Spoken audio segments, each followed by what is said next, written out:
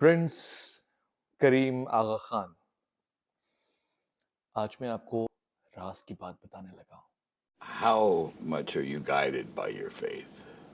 Is your faith everything? Yes. आगा खान ये होते कौन है, इनका अकीदा क्या है और मौजूदा मरहूम आगा खान हिज हाइनेस कौन थे, कितने लोगों के इमाम थे और क्या इनको शिया कहा जाता है, क्या ये मुसलमान हैं, क्या इनके साथ शादी हो सकती है, क्या इनके साथ मामलाते जिंदगी बिल्कुल वैसे ही गुजरेंगे जैसे एक मुसलमान के साथ गुजरते हैं।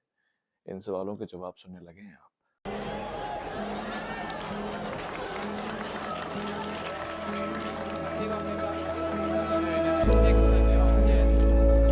ये कहानी बहुत पुरानी है। ये कहानी वहां से शुरू होती है जहां रसूलुल्लाह माब सल्लल्लाहु अलैहि वसल्लम दुनिया से विसाल फरमाते हैं और उसके बाद एक कॉन्सेप्ट की जंग शुरू हो जाती है, पहला खलीफा कौन होगा, और अगर कोई खलीफा नहीं है तो क्या वो इमाम हो सकता है, इमामत के पास ताकत कितनी है, कुव्वत कितनी है, इख्तियार कितना है। इस्लाम में दो मकतब फिक्र या दो तबके बन जाते हैं। खुद सहाबा कराम और बड़े अकाबरीन की निगाह में दो आरा बहुत मोटी मोटी वाज़े नजर आती है। एक हजरत अबू बकर सिद्दीक को खलीफा मानती है और दूसरी हजरत अली करमुल्लाह वजहो आपको खलीफा मानती है, और अगर वो खिलाफत के ओहदे पे नहीं बैठे तो इमामत की डिवाइन पावर उसके पास है। इस्माइली उसी नजर और फिक्र के मानने वाले हैं।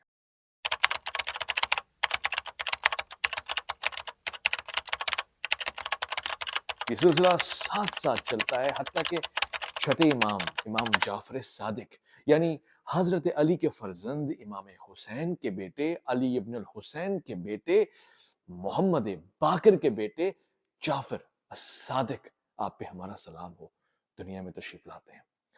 आपकी तालीमात, आपका अंदाज तबलीग और हर इल्म के ऊपर आपकी तवज्जो, और फिर आपके पास एक मुद्दत का, फुर्सत का और हुकूमत की अदावत का कम होना बहुत कीमती सरमाया साबित हुआ, जिसकी वजह से आपने इस्लामी तालीमात और दीन के मतन और उसकी असल और हकीकत को सब तक पहुंचा दिया। यही वजह है कि हजरत इमाम जाफर सादिक के शागिर्द तमाम मकातब फिक्र नजर आते हैं, यानी हजरत इमाम अबू हनीफा, इमाम शाफी, इमाम मालिक और इमाम अहमद बिन हंबल डायरेक्ट या इनडायरेक्ट, बराह रास्त या फिर किसी के तवस्सुल से आपके शागिर्द हैं।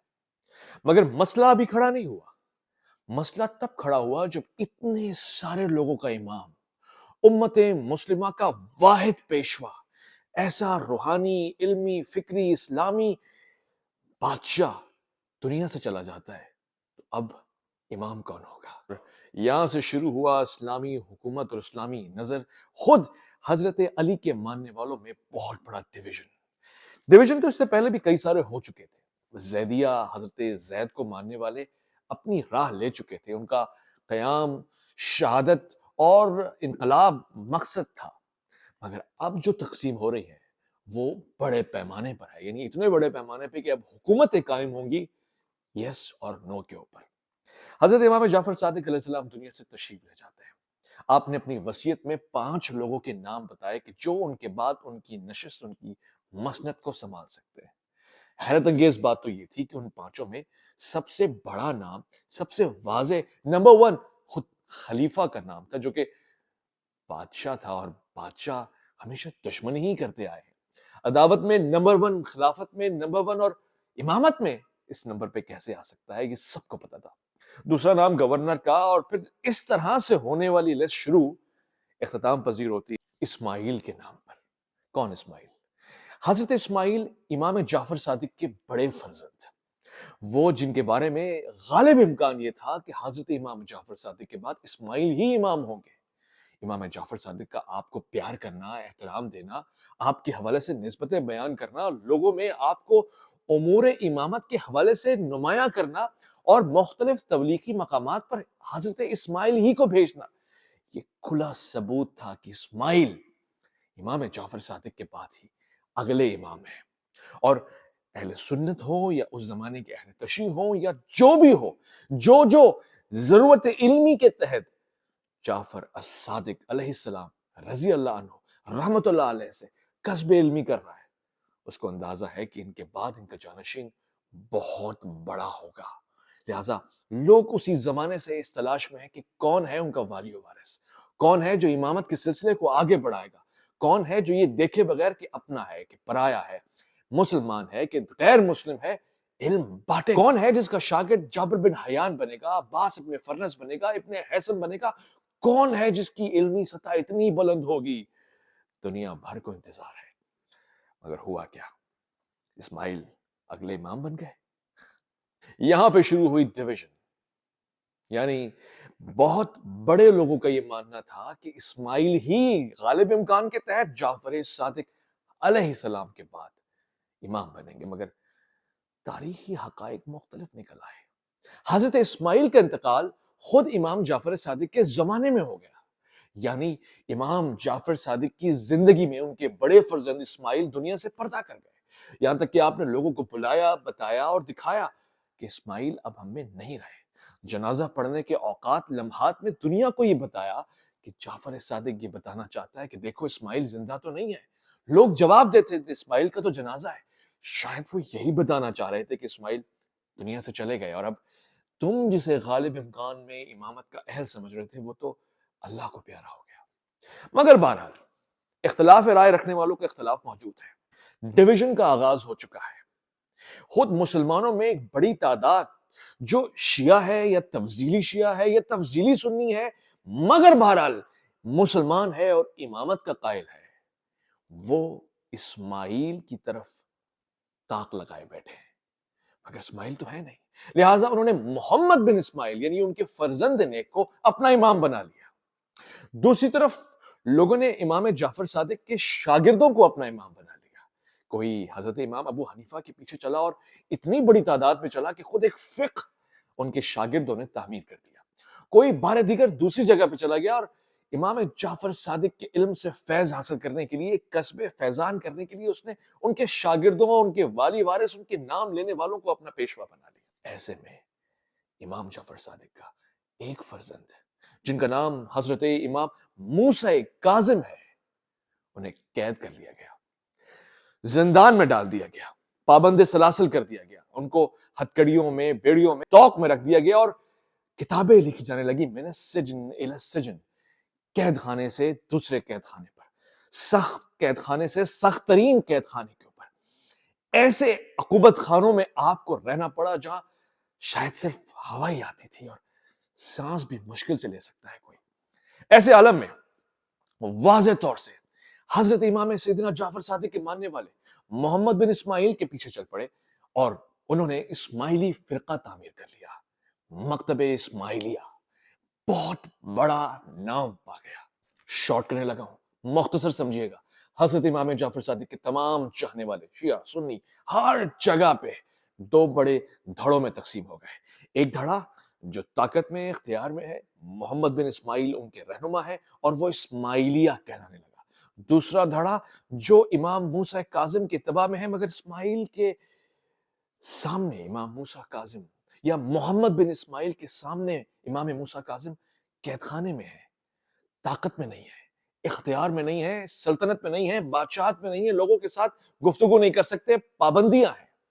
لہذا وقت کے بدلتے ہوئے، حالات کے چڑھتے ہوئے، اسماعیلیہ فرقہ اسلام میں اتنی بڑی طاقت اور قوت پا گیا کہ خلافت بنو امیہ یعنی اموی خلافت، خلافت عباسیہ یعنی عباسی خلافت کے بعد اسلام کی تیسری بڑی خلافت بن گیا فاطمہ یعنی فاطمیہ خلافت کے نام سے. 909 میں قائم ہونے والی اسلامی خلافت مصر کے اندر اسماعیلی شیعہ مسلمانوں کی تھی، جو اس عقیدے کے قائل تھے کہ محمد بن اسماعیل، اسماعیل کے فرزند اور حضرت جعفر صادق کے پوتے ہمارے امام ہیں، اور چلتے چلتے چلتے زندہ حاضر سامنے والے امام کے ہم مطیع اور فرمانبردار ہوں گے. آپ پریشان ہو رہے ہیں؟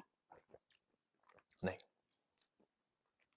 آپ نے سمجھنا ہے آج جن پرنس کریم آغا خان کا انتقال ہوا ہے وہ 49th امام ہے، یعنی اسی سلسلے کی کڑی کی کڑی کی کڑی جن کو امام علی آپ پہ ہمارا سلام ہو ان کا 49th بیٹا کہا جائے گا.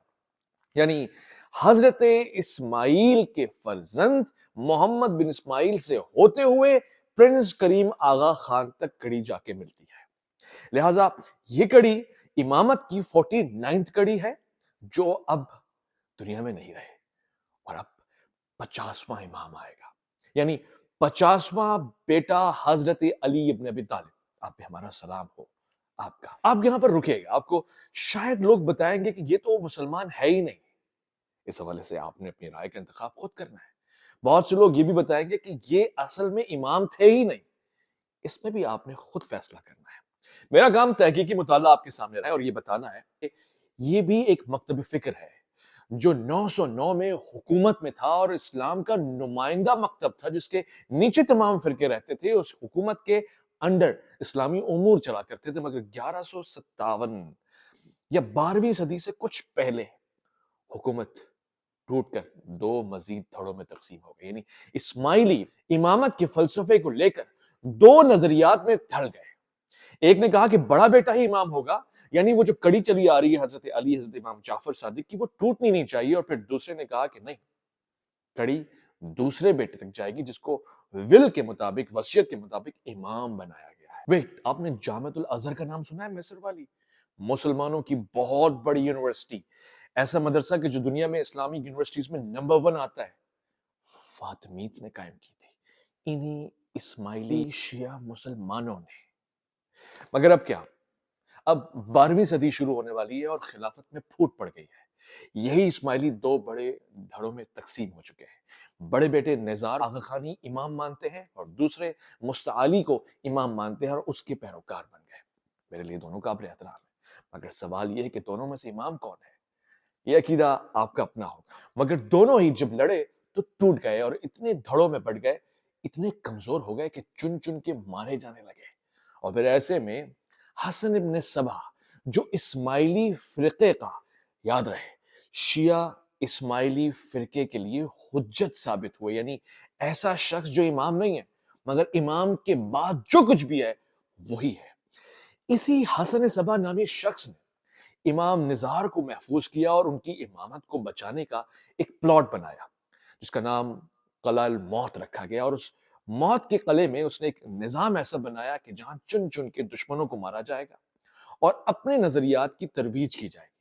میں اس کے اوپر بھی کبھی تفصیل سے جاؤں گا، مگر آج صرف آپ کو اتنا بتانا چاہتا ہوں کہ یہاں سے اسماعیلی شیعہ فرقہ پنپنا شروع ہوا، مگر خاموشی کے ساتھ، اور پھر قلعہ الموت کی خاموشی اتنی پھیل گئی کہ دنیا میں موت کا رنگ نظر آنے لگا، اور اس کے بعد وہی ہوا جو ہر بڑھتے ہوئے خوف کے ساتھ کیا جاتا ہے۔ دنیا بھر میں اسماعیلی نظریہ جو پھیل رہا تھا اس کو پابند سلاسل کر دیا، دیکھو اور مار دینے کے آرڈرز آ گئے، اور اس کے بعد ان نظریات کو جعلی کفریہ عقائد کے اوپر مبنی قرار دیا گیا، اور اسی لیے اسماعیلی خاموشی میں چلے گئے۔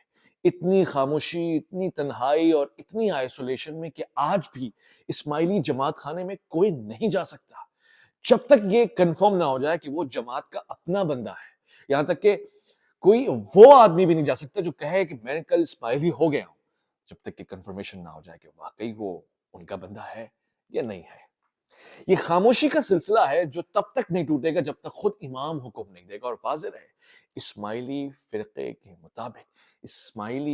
کے مطابق امام ڈیوائن پاور ہوتا ہے، اس کے پاس ہر چیز کا اختیار ہوتا ہے، اور وہ حلول کے بھی قائل ہے، یعنی حضرت علی کے اندر وہ تمام قوتیں ہیں، اور وہ تمام قوتیں جو خدائی قوتیں ہیں وہ آج کے امام میں بھی ویسے ہی موجود ہیں، یعنی وہ مولا کہہ کے پکارے جائیں گے، مولانا کہہ کے پکارے جائیں گے، سیدنا کہہ کے پکارے جائیں گے، ان معنوں میں کہ وہ آج کے حضرت علی کرم اللہ وجہہ علیہ السلام ہے۔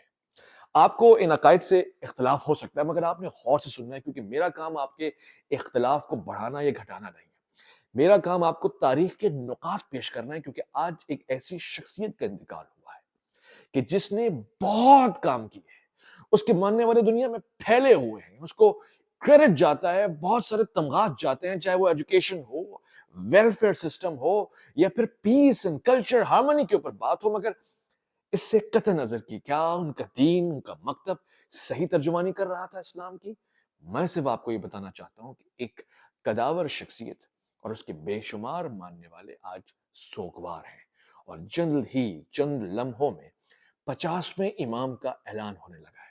وہ کون ہوگا یہ بھی میں آپ کو بتا۔ اب آپ سوال پوچھیں گے کہ وہ اسماعیلی فکر جو کہیں کنویں میں چلی گئی تھی اور خاموشی کا شکار ہو گئی تھی، دوبارہ سے کیسے وجود میں آئی اور دوبارہ سے کیسے جماعت خانے بننا شروع ہو گئے، اور پھر یہ آغا خان کیوں کہلاتے ہیں؟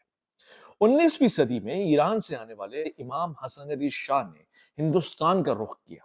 انگریزوں سے اچھے تعلقات تھے، انگریزوں نے سر کا لقب بھی دیا، اور یہی نہیں کے بعد انہوں نے اپنے دین کو ریوائیو کرنا شروع کیا ایک نئے انداز سے، ماڈرن اسلامک اسماعیلی کانسیپٹ، جس میں بہت ساری عبادات کو خاموش کر دیا گیا۔ نماز اور دیگر عبادتوں کو سر عام پڑھنا اور پڑھنا نہ پڑھنا برابر قرار دے دیا گیا، صرف اس لیے کہ جان محفوظ رہے، عقائد محفوظ رہے۔ صرف اپنے موجودہ امام کے لیے دعا کرنا اور اس کا نام لینا اور اس کو کل کائنات تصور کرنا کا اسماعیلی فکر کی بنیاد بن گئی۔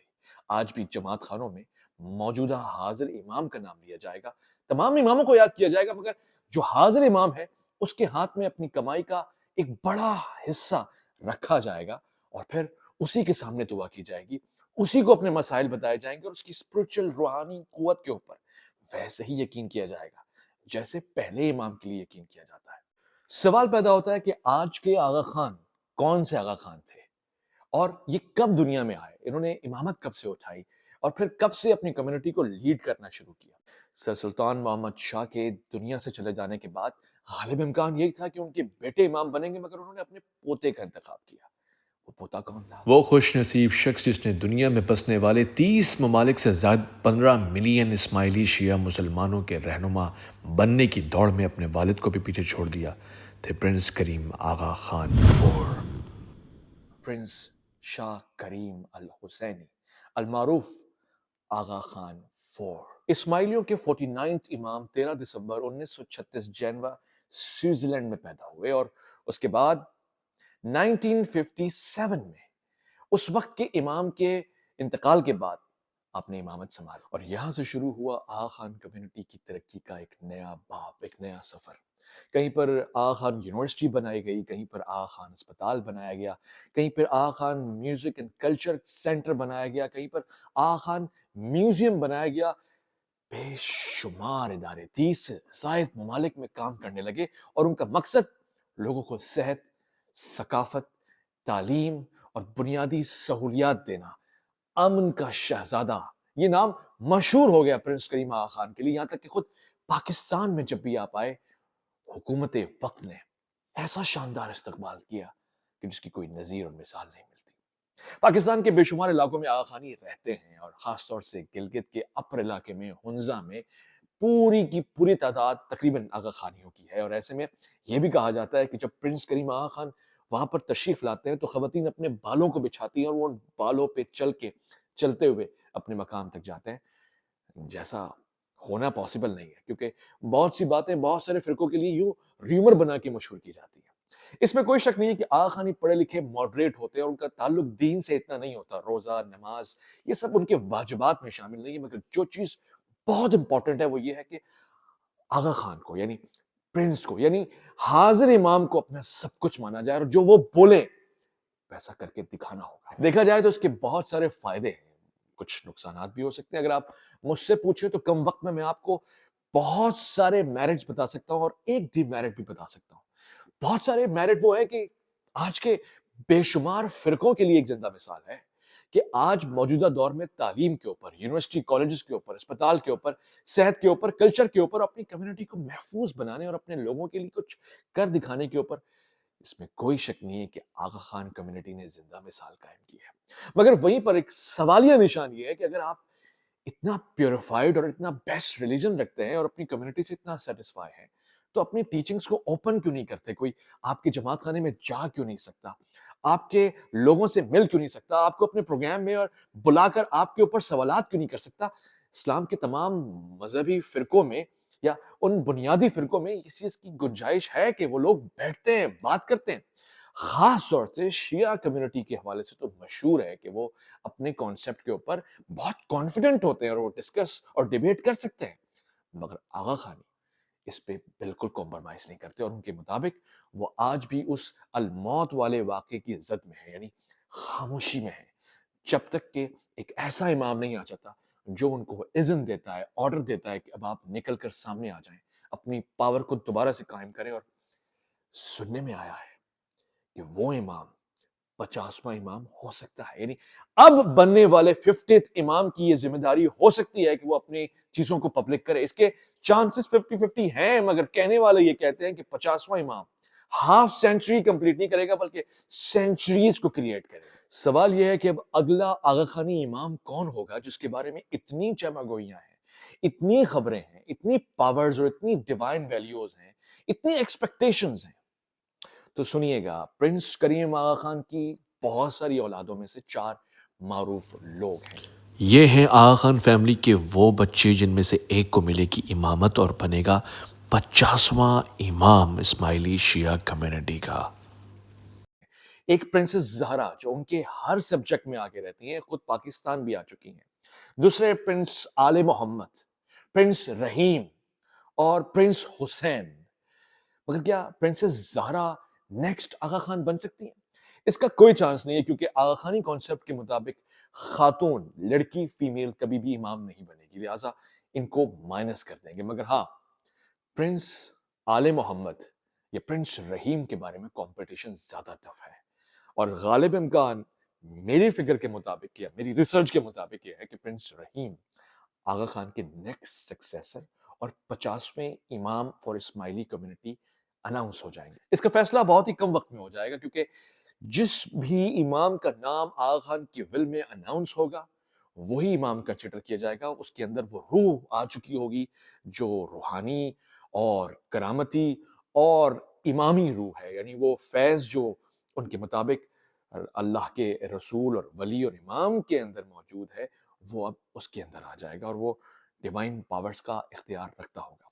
آپ کو اور مجھ کو کوئی حق نہیں کہ ہم کسی کے کانسیپٹ کے اوپر انگلی اٹھائیں اور اس کو تنقید کا نشانہ بنائیں۔ ہم سوال کر سکتے ہیں سمجھنے کے لیے، اور پھر ان کو ان کے اعتقاد، اعتماد اور ایمان کے اوپر چھوڑ سکتے ہیں۔ اگر وہ خود آپ سے سوال کریں تو آپ ان کو اپنے حساب سے جو ہدایت ہے وہ دے سکتے ہیں۔ مگر یاد رکھیے گا، احترام انسانیت، احترام مکاتب فکر، احترام دین، یہ ہم سب پہ واجب ہے، بالکل ویسے ہی جیسے ہم پہ اخلاق کی دیگر صورتیں واجب ہیں، جیسے ہم پہ نماز، روزہ، حج، زکوٰۃ واجب ہے۔ نماز سے یاد آیا کہ ایک امپورٹنٹ فیکٹ بتاتا چلوں۔ امام یعنی دینی اور دنیاوی راہبر، امام یعنی جس کے پیچھے ساری عبادتیں قبول ہوتی ہیں۔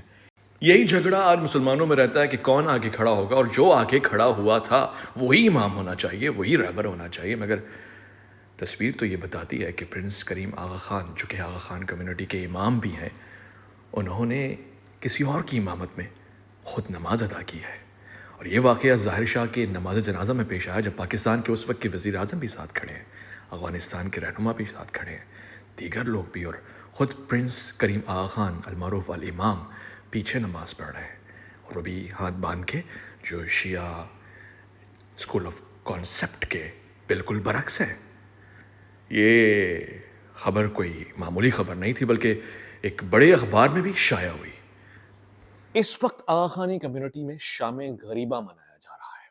شام غریبہ یعنی وہ شام کہ جس میں امام چلے گئے ہیں اور اب غریب رہ گئے ہیں، لہٰذا اسماعیلی شیعہ کانسیپٹ کے مطابق آج کی شام غریبوں کی شام ہوگی، اور اس شام کے بعد دعا کرائی جائے گی جس میں مرحوم امام کے حوالے سے دعا ہوگی، اور پھر اس دعا کے بعد اصولاً اگلے امام کا نام یعنی وصیت نامہ اناؤنس ہو جانا چاہیے، جس کا غالب امکان یہ ہے کہ پرنس رحیم آغا خان 5th اور 50ویں امام بن جائیں گے۔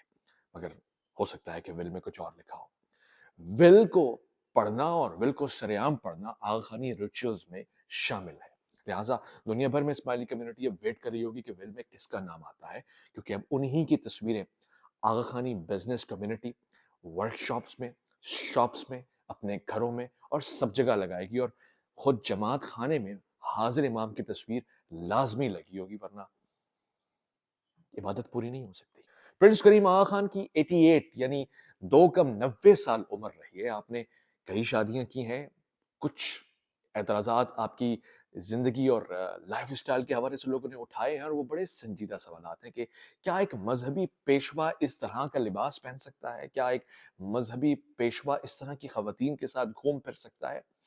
میرا خیال ہے کہ یہ سب کچھ انہیں پوچھنے کا حق ہے، مگر اس سے زیادہ حق ہے آغا خان کمیونٹی کا کہ وہ ان جوابات کو دے۔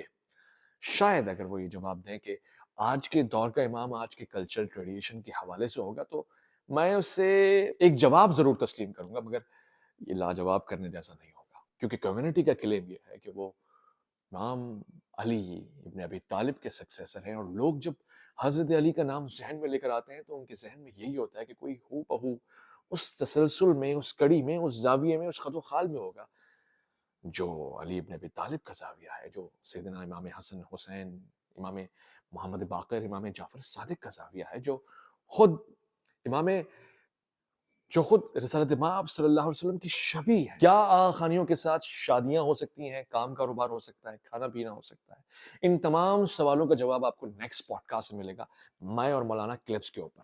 مگر واضح رہے کہ میں نے آج کا vlog little information, more interesting and more valuable بنایا، پریزنٹ اور فیوچر کی ویلیوز کو، انفارمیشن کو اور فیکٹس اینڈ فیگرز کو شامل کرتے ہوئے، جہاں میں نے آپ کو پاسٹ میں لے جا کر تھوڑی سی تاریخ بیان کی۔ اگر آپ اس حوالے سے زیادہ جاننا چاہتے ہیں، کامنٹس کریں گے، میں آپ کو ایک کانکریٹ انفارمیشن دینا چاہوں گا، اور یہ بھی بتانا چاہوں گا کہ جو 50 امام ہوں گے ان کے بارے میں کس کا کیا قول ہے، اور وہ کون سی چیز ہے جو وہ کر کے دکھائیں گے۔ کیا وہ امام مہدی ہو سکتے ہیں؟